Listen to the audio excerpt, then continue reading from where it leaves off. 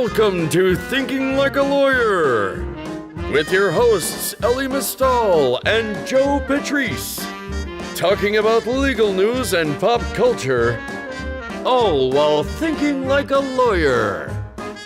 Here on Legal Talk Network.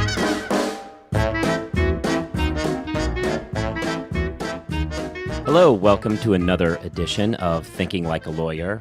Before we get started, I'm going to quickly say a thank you to Smith AI, who's, of course, sponsoring the show. I am Joe Patrice from Above the Law. With me, as always, is Elie Mistal from Above the Law, but also we're joined by Staci Zaretsky of Above the Law. It's a big Above the Law love-in today. How you doing, Staci? I'm great. How are you? I got lobster roll on my shirt, but it's purple, so it's all good. Nobody's going to know, except for the people I just told. Right, which is everybody. So, so how are you doing today, Elie? Not great, Bob. You're not great. So this is where we grind our gears, as frequent listeners of the show know. What is really bothering you today? One of my favorite actors, one of my favorite Jedis, apparently... Is it Jedis or is it Jedi? Jedi. Isn't it You're already right. plural? Right, you're right. Good correction. One of my favorite Jedi, Qui-Gon, apparently spent a week trolling the alleys of the UK looking for, quote, a black bastard to kill out of revenge for a friend of his that was sexually assaulted. If he'd have only started with Darth Vader, then we wouldn't have had any trouble. I have a problem with this. Yeah. No, that makes sense. As a potential black bastard, I have a problem with this. Fair enough. And, you know, I want to bring, I know a lot of our, we do have a diverse set of listeners here. However, most of you are white. And I want to bring you inside a little bit to some of the real debate that's happening in the black community, because on the one side, you have a lot of African-American people, a lot of black Europeans who are saying, you know what, he didn't actually kill anybody. And we just got too many crazy-ass white people who actually will kill people to worry about Liam Neeson and his, like, revenge fantasy killing. This is not a real issue.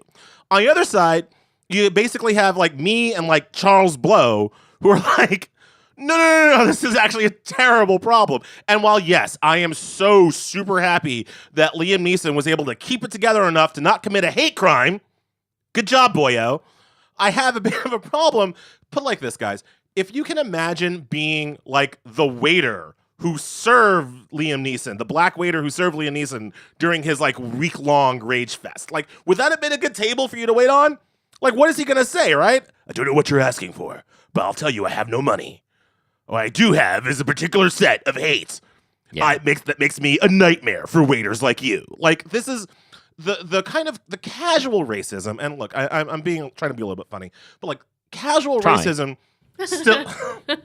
still hurts people, right? Mm-hmm. It still makes people have a bad day. It still makes people have an extra drink of alcohol, right? It still makes people it diminishes my enjoyment of my own life when some random guy is angry at me for no reason other than the color of my skin. Yeah. And that's why what Liam said is a problem. Not because, like, okay, now we have to cancel Liam Neeson and, like, burn our Taken DVDs. Just we have to understand that this kind of casual racial hate is still not good and should still be, you know, criticized. Yeah. No, I think that's fair. Yeah. And, you know, in a week that had its share of racial missteps. Blackface History Month. Right. One of my friends put it best on Twitter, which was said something like, what if we all just stop Black History Month and start it over and see if it works right? Because it's time for a reboot. Well, anyway, there we go. That was our grinding of the gears. Real quick, we're going to do our ad read because that's what we're here for. So, are you missing calls? Are you spread too thin? Interruptions kill your productivity, but clients demand a quick response. The U.S.-based professional receptionists at Smith AI help law firms screen new clients and schedule appointments by phone and website chat. Plus, Smith AI integrates with your software, including Clio and LawPay. Plans start at just $60 per month. Get a free trial at smith.ai. All right, Elie. So with that said, we have a contest here at Above the Law, and that contest is for the Lawyer of the Year. And so we have the Lawyer of the Year here. So, Staci, why don't you actually, being directed, run us through what we've got on tap for today's show? For today's show, we have our 2018 Lawyer of the Year, Michael Avenatti. You may know him as representing Stormy Daniels. You may remember him You may remember from putting his foot up Donald Trump's ass. that too. Mr. Avenatti, are you there? I am. It's great to join you. Thanks so much for coming on, and congratulations on your award. Well, thank you. You know, when I ran through the list of past recipients, it's a rather impressive list, to say the least. So I'm humbled and honored by the inclusion. Yeah, we usually do it it's a user poll. So you have the will of the people behind you. Since we have you on, I don't want to soft sell anything. This podcast has a lot of legal listeners, and I think one of the most obvious questions for our kind of practitioner audience is, how did you just get, what was the closing of the deal for you to get Stormy Daniels as a client? You know, here at Above the Law, we know some porn lawyers, right? One of our I guess he used to be a friend of the show. I don't know if he still is, since he's gone full dark side. But, Mark Rondazza used to be a friend of the show. We understand that community. That's not your community. So how did this relationship develop? How did you get the client? Well, you're correct. It's not my community, and I had never previously represented anyone in the porn industry during my nearly 20 years of practice. Even though I've been practicing in Southern California for many, many years, I had other opportunities to represent adult film actors, producers, companies, and had declined all of those offers of representation for various reasons. And frankly, when this opportunity presented itself, a lot of people have a very difficult time going back in time and thinking about what people knew and what they did not know at that particular point in time. I first met Stormy Daniels in February of last year. In fact, it hasn't even been a year. Seems like it's been a lot longer than that, obviously, for a bunch of reasons. But I first met her in February of last year. She was referred to me by another lawyer, and I was very skeptical prior to the meeting. I had significant doubts as to whether I was even going to get involved. I came to that meeting with preconceived notions and misconceptions about what she was going to be all about. I prejudged her, if you will, which is entirely inappropriate, but we do it all the time, unfortunately. And within about 30 minutes or less, she blew me away by her level of intelligence and how insightful she was, how humble she was, her degree of common sense. And we really hit it off. And I decided shortly thereafter that I would be willing to represent her. Can you talk a little bit about the, to the extent that you can, about the vetting process? Because I think that I don't want to speak for you, but certainly the preconceived notion that I would have had if representing a client in the adult film industry is that, as a lawyer, your reputation is on the line kind of every day with every client that you represent. How do you vet, a story like this and a claim like this to get yourself to the point where you're confident that you can put your reputation, align your reputation with hers? Well, that's a great question. And I've been asked a lot of questions in a lot of interviews over the last year, and no one has asked me that question. So thank you for that question. We went through an extensive vetting process relating to Stormy and her story, her recollection of events after she retained me in my office. And before we filed the complaint a few weeks later, we did go through an extensive vetting process. But you make an excellent point that I think has been lost throughout this process. I was very fortunate prior to meeting Stormy Daniels to have had a substantial legal career, a number of very large verdicts and settlements, over $1 billion as lead counsel, including a $4 million jury verdict in April of 2017, which was the third largest in the country. And I was fortunate enough to get a lot of awards for that verdict. So I had a substantial career. I was very, again, fortunate to have had a lot of great clients who entrusted me with a lot of very big cases that were important to them, cases that had been on 60 Minutes and the like. So I took a huge risk by taking on Stormy and her case and her cause. And at that point, things looked a lot different than they do today. a lot different. Stormy had been on Jimmy Kimmel. There had been some press around this. There had been more press around the Make America Horny Again tour, which was her tour that she had launched. Her case and her cause and the way that America viewed her was entirely different than it is today. And I think that the change has been brought about by, certainly her, but also, not to be egotistical, but by the strategy that I employed and the way that we rolled this case out and the way that we identified that the court of public opinion was going to be of critical importance, and because of the media strategy that we used, which I took a lot of heat over the weeks and the months. And I think there's a lot of jealousy in the profession about the way that I went about it. But you know what? It was spot on. And I say that unapologetically. If it had been handled in a different way, there is no way that we would be where we are today.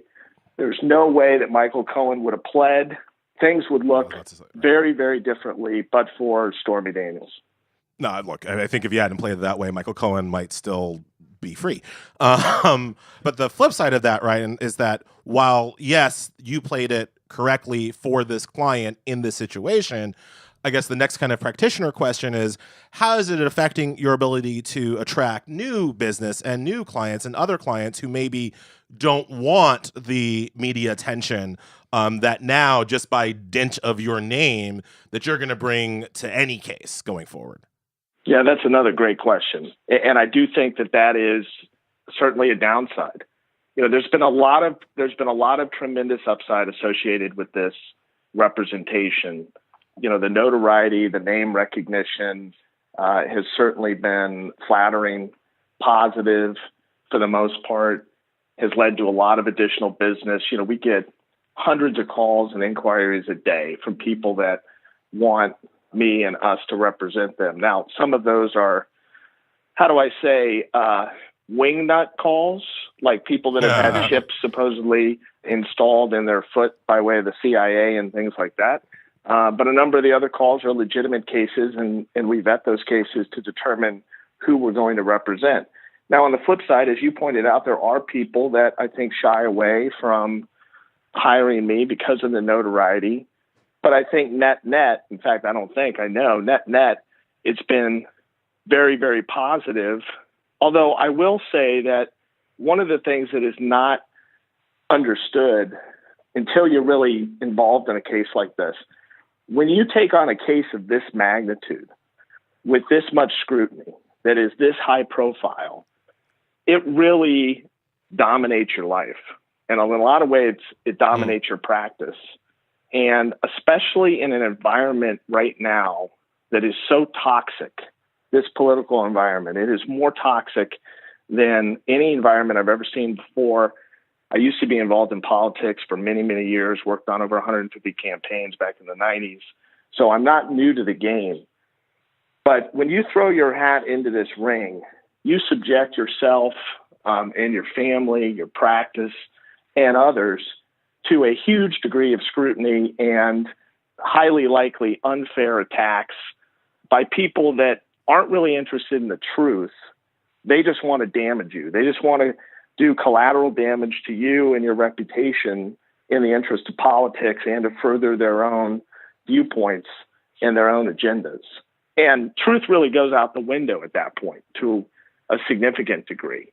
So, a lot of people see how much television exposure I've gotten and the notoriety, and, they think that this has just been, one great ride. It's just been nothing but positive for me. But that's really not true. I mean, you take something like this on, you sacrifice an enormous amount on the personal side. And on the flip side, this has not been a financial boon for me or my firm by any stretch of the imagination. I mean, we haven't been paid basically anything in connection with this representation. The money that was raised went to out-of-pocket costs, including Stormy's security expenses, which have, been hundreds of thousands of dollars, et cetera. And, I don't get paid for interviews on CNN and MSNBC. Right. Some people think that somehow, I'm on their payroll. Well, I'm not on their payroll. So there's been a lot of sacrifice by me, other people in my firm, and certainly by Stormy.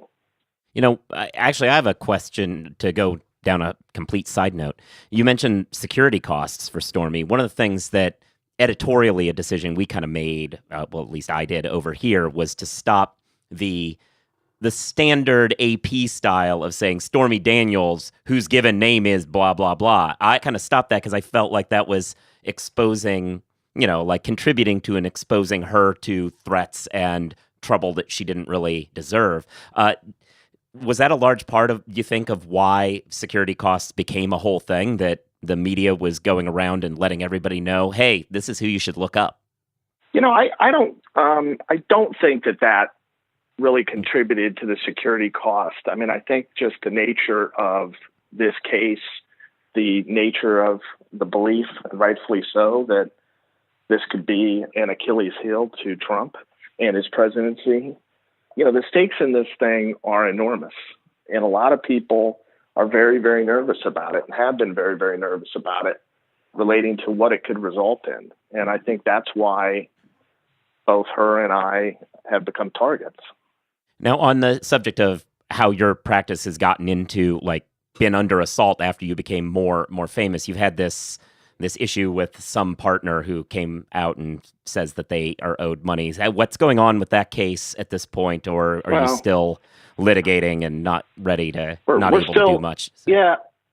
Yeah, we're still litigating. I mean, it was a partner in name only. It was a non-equity partner at the firm, more of an employee, frankly, who claimed that he was entitled to a bunch of money. And, we're still in the process of battling that out. But, that would be an example of something that gets blown out of proportion, like so many other things that people can make hay out of in connection with something like this.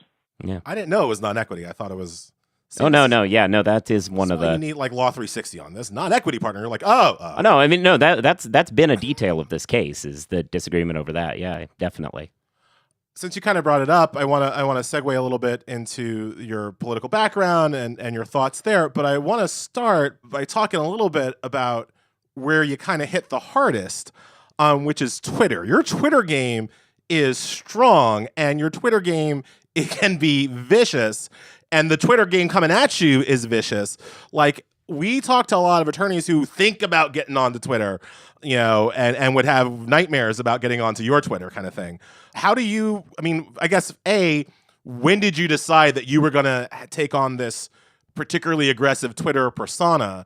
And kind of B, what's your feelings on Twitter, especially in a world where Twitter, we now realize, is so important to our politics because we live in the worst timeline?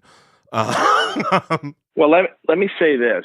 So, I'm the first one to be highly critical of Donald Trump. I generally think that he's a moron about 95% of things in life.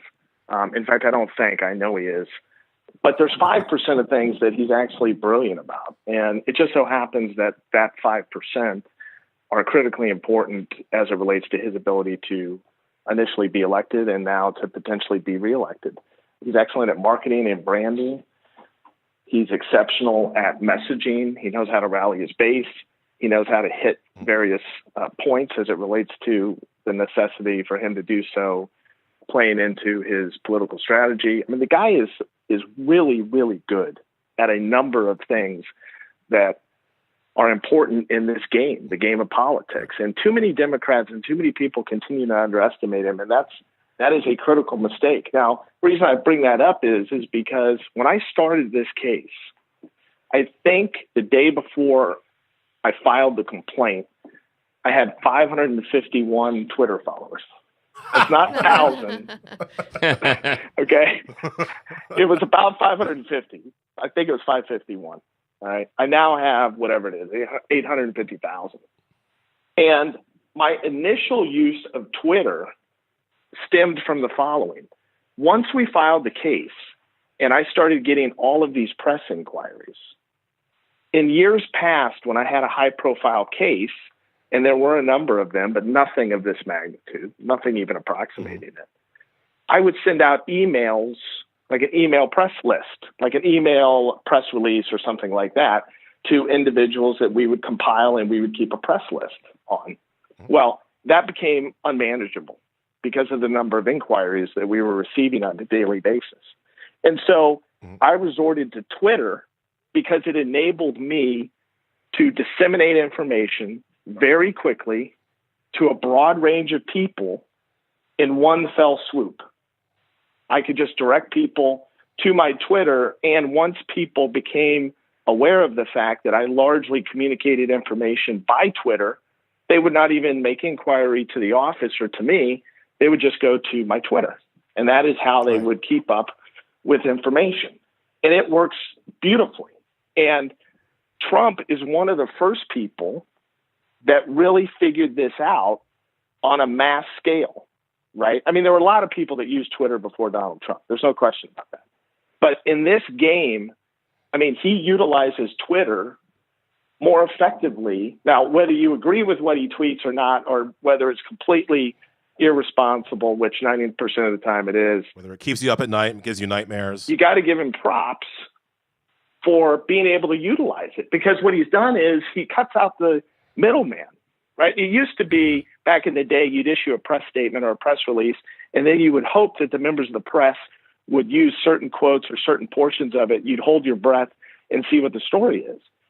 Trump figured out, well, I can just send out a tweet, and if I don't provide any other context about that subject, the press will print my tweet in the story, or they'll put it up on the TV screen.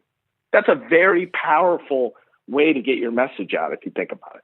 Right, but part of also what you do, and I think you're right to talk about the effectiveness of getting the message out and getting your client's message out through this platform. The dark side of the platform is the trolls, right, and the haters and how you deal with them. Now, I'm not at your level, but I get my own kind of trolls, and usually I'm kind of like, oh, that's mean. That hurt my feelings, or I'll make a little joke, right? You get a troll and you try to bring down the fire of God on them. I mean, you come with a meteor. And so I'm asking how did you decide to go that way to really kind of light up the trolls and the haters that you get? Because you could just mute them. Yeah, it's interesting because I don't respond to all of them. A lot of it has to do with my perception of what they say, whether it's someone that is consistently attempted to come after me, my mood of the day, how busy I am, whether I want to, in fact, deal with it or not. I will tell you that when it was rumored and I was giving serious credence to the possibility of running for the presidency, the trolls and the bot activity increased exponentially. And what a lot of people don't know is, and I'm going to pull this percentage out of thin air, but I think it's probably pretty close. I'll bet you that 20% of the Twitter users are not legitimate Twitter users, especially 20% of the people that are commenting on political issues or trolling. There is an entire misinformation, disinformation campaign going on at the hands of Russia and others as it relates to Twitter and Facebook. I know that may sound a little crazy, but it's actually not. And anyone that's involved in this game will tell you that it is absolutely happening. Once I declared in November that I was not going to run, the troll and bot activity on my Twitter account went down almost overnight by 75%. And I have people that track that, and we can actually tell which accounts in many instances are legit or illegitimate. That's interesting, but honestly, if Jack sues me now, you got to help me out because I don't want that heat.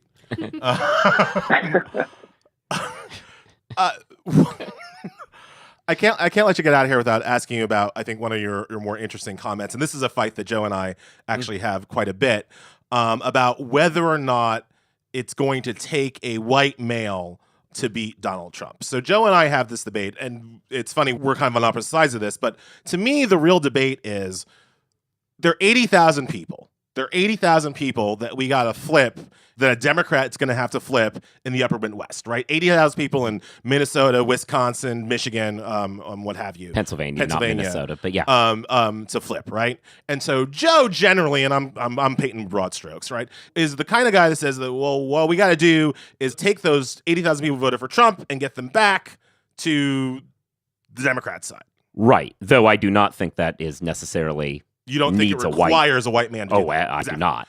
I generally think that, no, screw those people. Once a Trump voter, always a Trump voter, get off my lawn. What we have to do is inspire 90,000 people who didn't vote at all last time to come out and vote. And that's where I kind of come from. You might not need a white man to do that. You're kind of coming, at least as I understood your point, you're kind of coming from, in order to flip those 80,000 people, you need a white man to do it. Is that a fair way of thinking about your point, or? No, and I made some comments in a different context in connection with a lengthy time interview that was done. There were numerous interviews across many months. They were doing a profile piece. Molly Ball was, who I have zero respect for. I've dealt with journalists all over the world at the highest levels of journalism. She's a disgrace to the profession based on what she did in connection with this hit piece. She took my statement out of context. She married statements across multiple interviews on different topics, put them together to make it look like, I believe that only a white male could win, and that she took another statement entirely out of context and married it with that. And I was disgusted by it. And I've demanded repeatedly that they release the full transcript for the interview. I want people to see that. And they've refused, which should tell you everything you need to know about whether that piece is to be believed. But let's get to the heart of the issue, which is what you raised. Clarify away. Wow. I think we've got to do both. Okay. I think if the Democrats want to recapture the White House, we cannot write off the Trump voters. We cannot write off the 3 or 4 or 5% of folks that are still in play. Because if we write them off now, if we shame them, if we make them wrong, we risk losing them forever. I firmly believe that.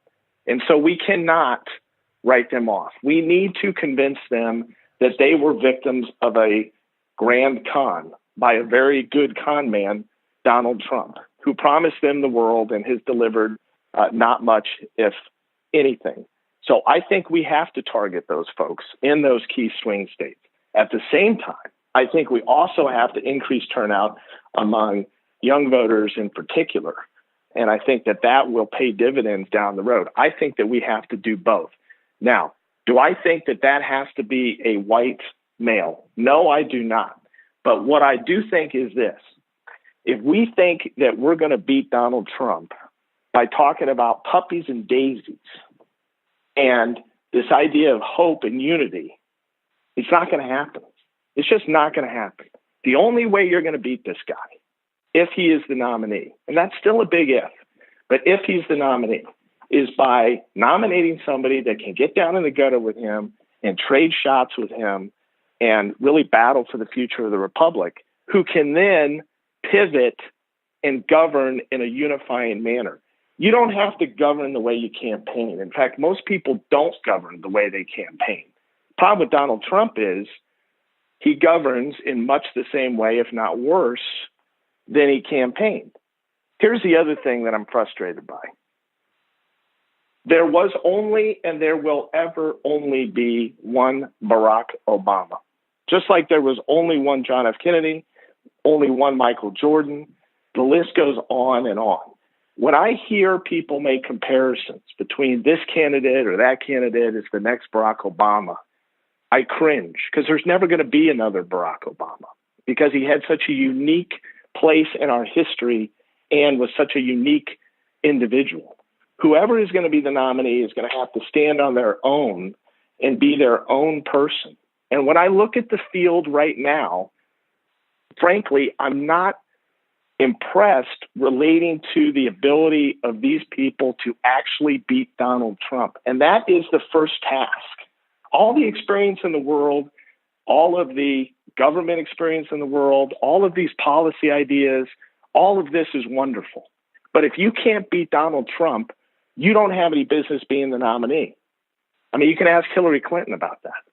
So the number one litmus test is, can this person stand on a debate stage and go toe-to-toe with Donald Trump and engage in the battle for the future of the republic necessary in order to beat him? And if they don't have the stomach for that, if they don't have the skill set for that, then they don't belong in the race. It's all about the matchup. And that's what too many Democrats, I think, fail to understand.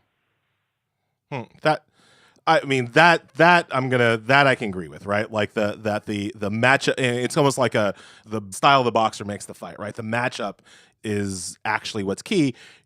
What do you feel? And you kind of answered this already, but just there is those when they go low, we should go high people, right? Like there is that sense that like you can't beat Trump by getting down into the mud with Trump. You have to stay above the fray.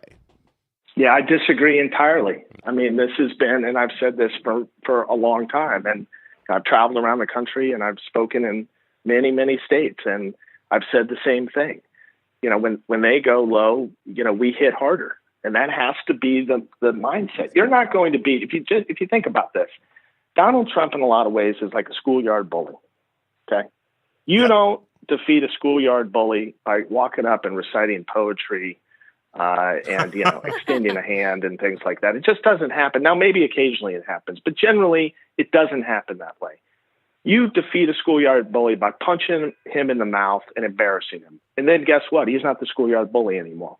And that's exactly what has to happen in a figurative sense in connection with this race. I do believe that you can beat Trump, you know, at his own game, because I think when you really get down to it, this guy is a paper tiger. This guy is a guy that was born with a silver spoon in his mouth and a gold toilet under his ass.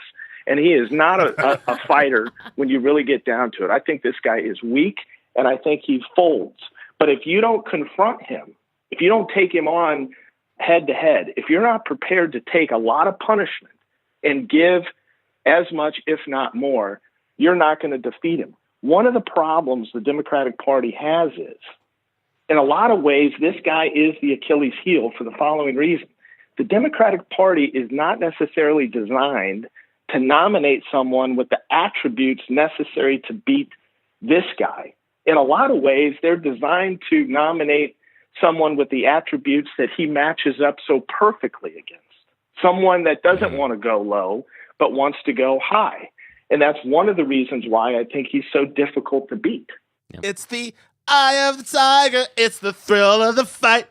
Yeah. No, I mean, look, I'm generally with you. I'm generally with the fact that the Democrats have to be willing to punch and have to be willing to go very hard against this guy. But your point about the party nominating process is super interesting to me, because you just earlier said that in the same token, we have to be willing to go back and find a way to get those Obama to Trump voters, right? And it just seems to me like the kind of person that is going to be able to get down in the mud and fight with him is not the kind of person who's going to go get those voters.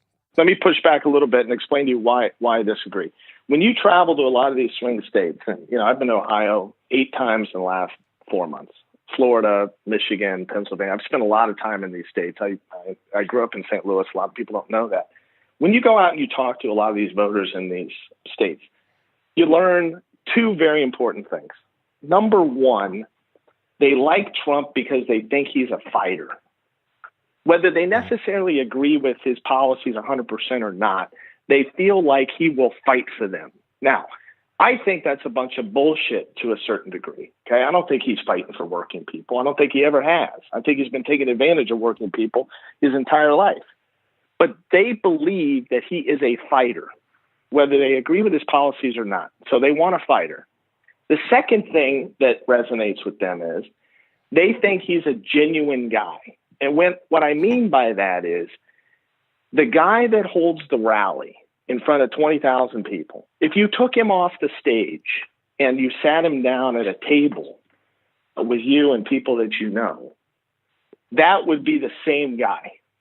So when I say genuine, you know, what you see is what you get. These are the 2 things that resonate with a lot of these voters in these swing states, especially the ones that are predominantly, you know, white and male over the age of 40. That's what resonates with them. They want someone that's going to actually fight with them or fight for them because they think that the system is rigged against them and has been for some time. They want someone that's, you know, going to call bullshit, if you will, over things that have gone on, of people trying to take advantage of them. They want someone that's genuine. And those are the things that really resonate with them. And they're concerned about 3 or 4 core issues.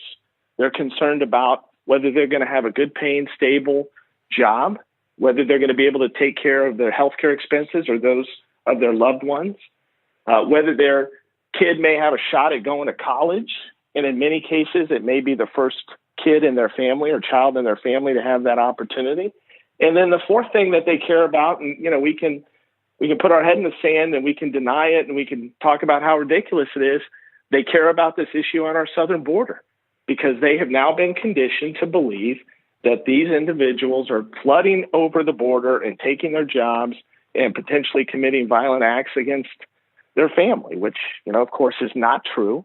But they're concerned about border security.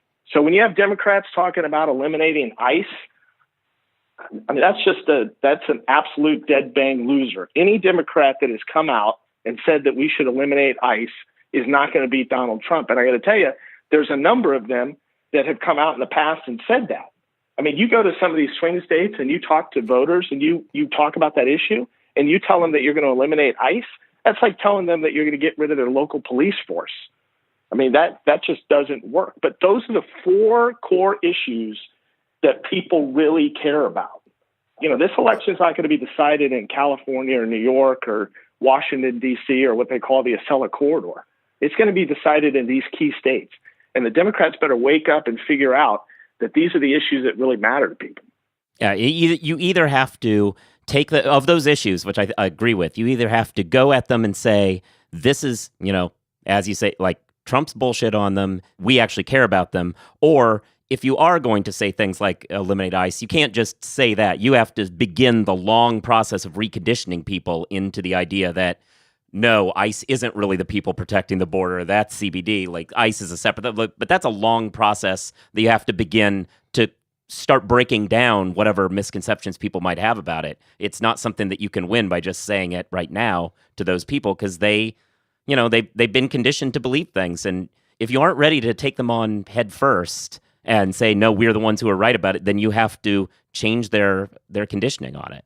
But that's why we need Democrats who can read and speak clearly and whatever. Like your arguments that you're making arguments for a good candidate, for having a good candidate, right? You're not making an argument for like Shocker. ICE being like ICE is bad. We should eliminate it. Well, the argument that you're making is that we need to have a Democrat who can explain why it's bad better than just in a soundbite.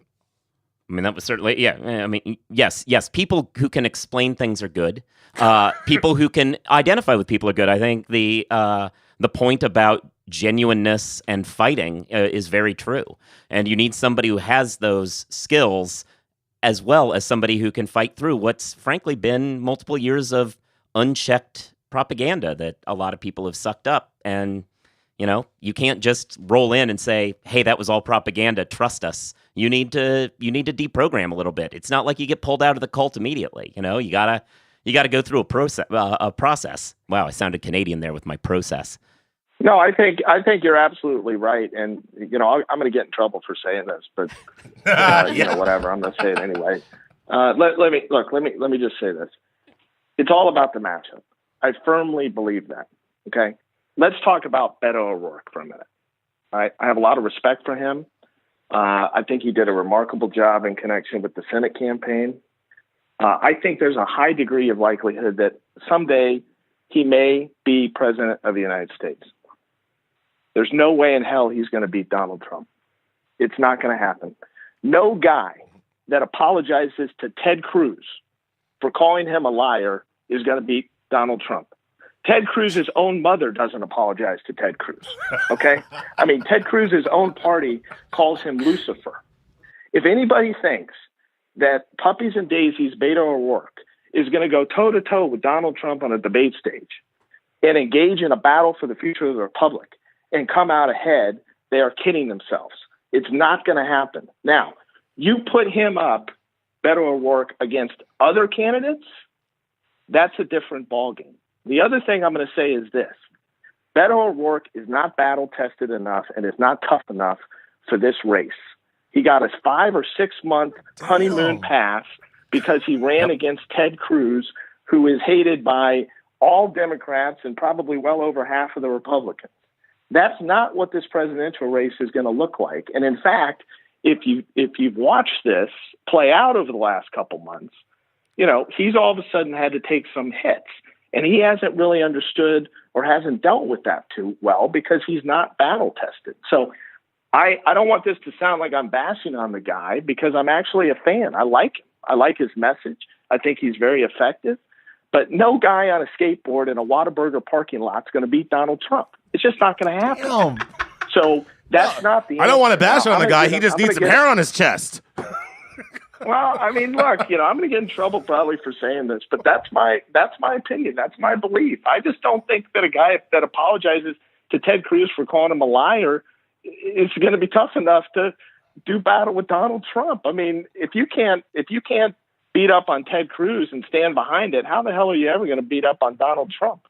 Michael, let me just say, I have never heard you give an interview like this before, and it is awesome. So going off of that, we've spoken about your practice. We've spoken about Stormy Daniels, spoken about politics. What is next for you? What are you going to do? Well, I'm going to continue to, represent Stormy in this case and represent other clients. I think we're going to be making news here shortly in connection with the R. Kelly case because I've been working behind the scenes in connection with that situation since April of last year, actually, on behalf of a couple clients. We've been pretty quiet about it. But I think give us a scoop? Well, I think there's likely to be some big developments in connection with that case. And, let me also say this. Anytime that my name surfaces now in connection with some of these matters, people immediately, not everyone, but a number of people say, Avenatti's chasing the spotlight or he's out soliciting clients. I mean, it's ludicrous. I mean, I don't know how I would go about soliciting some of these clients, number one. And number two, the fact of the matter is that one of the upsides from my representation of Stormy Daniels is that, again, we get a lot of calls and a lot of inquiries by a lot of people that, for whatever reason, they want me to represent them. And it presents opportunities for us to get involved in various cases, and we get involved in matters that we believe deserve our attention. Wow. Are you at all interested in a it's going to sound weird, but it's thinking like a lawyer, and it's kind of a lawyer 101 question. Are you at all interested in like a judicial appointment or anything like that? Like I guess it won't be from President Beto, but if somebody were to ping you for that, would that be a career move you would be at all interested in? Well, I have an enormous amount of respect for individuals that take the bench and venture down that road. I think, look, frankly, the likelihood of me being confirmed to a lifetime judicial appointment is probably zero, truth be told. And I mean, that would be if I really wanted the position. I think I'm probably too opinionated and at this point controversial for many people. I'm not expecting the phone to ring relating to any judicial appointment opportunity. Well, great. Well, this was amazing. Thank you so much, Michael, for joining us today. No, it was great. I appreciate you having me on. And, it's nice to have such a freewheeling environment where I can speak my mind, and now I'll just wait for the fallout. I said, seriously, man, if Jack comes after me, I'm going to need, don't leave me out here. All right, you got it. I'm in. Great. Well, and thank you to all the listeners who joined us today. And also thank you, of course, to Smith AI for sponsoring the show. If you all aren't subscribed to the show, you should be. That's the best way to get every episode when they come out. You should do all the reviews, the stars, and write reviews. It moves us up that algorithm so more people can hear us. Listen to the other shows that Above the Law has, the Jabot, as well as Book of Business. You should listen to the full range of offerings of the Legal Talk Network. And with all of those things said, I think, read Above the Law and follow us on Twitter. I'm at Joseph Patrice. He's at Elie NYC. We have far fewer followers. And Staci, you're at? Staci Zaretsky. Just at Staci Zaretsky. All right, perfect. And with that, we'll talk to you all next week. Peace. If you'd like more information about what you've heard today, please visit LegalTalkNetwork.com. You can also find us at AboveTheLaw.com, ATLRedline.com, iTunes, RSS, Twitter, and Facebook. The views expressed by the participants of this program are their own and do not represent the views of, nor are they endorsed by, Legal Talk Network, its officers, directors, employees, agents, representatives, shareholders, and subsidiaries. None of the content should be considered legal advice. As always, consult a lawyer.